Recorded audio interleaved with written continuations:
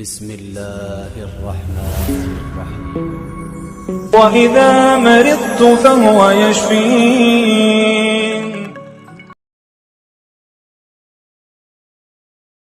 السلام علیکم ورحمۃ اللہ وبرکاتہ۔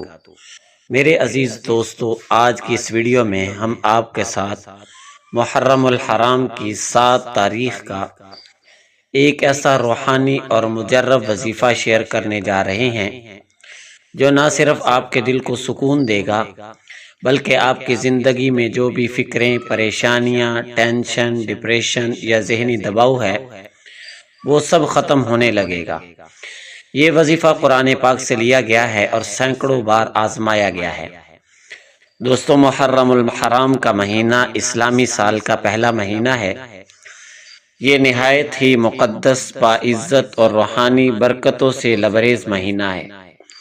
خاص طور پر اس مہینے کی پہلی 10 تاریخیں یعنی عشرہ محرم تاریخ اسلام کے انمول واقعات، قربانیوں، صبر، استقامت اور ایمان کی عظیم مثالوں سے بھرا ہوا ہے۔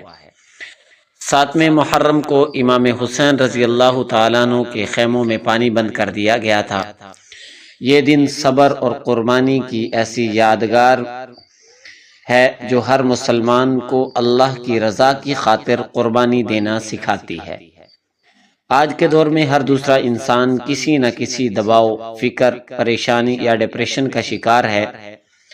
نیند نہیں آتی، دل بے چین رہتا ہے، طبیعت میں بیزاری، کاروبار میں رکاوٹ، بچوں کی نافرمانی، گھریلو جھگڑے اور رزق میں تنگی، یہ سب اس وقت بڑھ جاتے ہیں جب ہم اللہ تعالیٰ کے ذکر سے دور ہو جاتے ہیں۔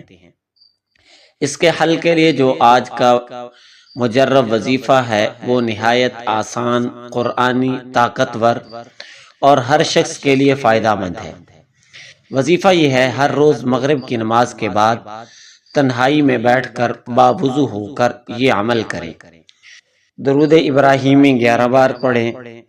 سورہ طٰہٰ کی آیت نمبر 25 سے 28 تک 7 مرتبہ۔ رب اشرح لی صدری ویسر لی امری واحلل عقدۃ من لسانی یفقہوا قولی۔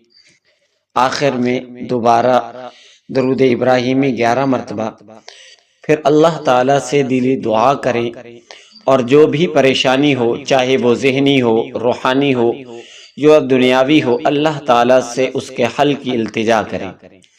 انشاءاللہ اگر آپ نے یقین کے ساتھ مسلسل 7 دن یہ عمل کیا، خاص طور پر 7 محرم کو شروع کیا، تو 7 دنوں میں ہی آپ کو دل کے اندر سکون محسوس ہونے لگے گا اور حیرت انگیز تبدیلی نظر آئے گی۔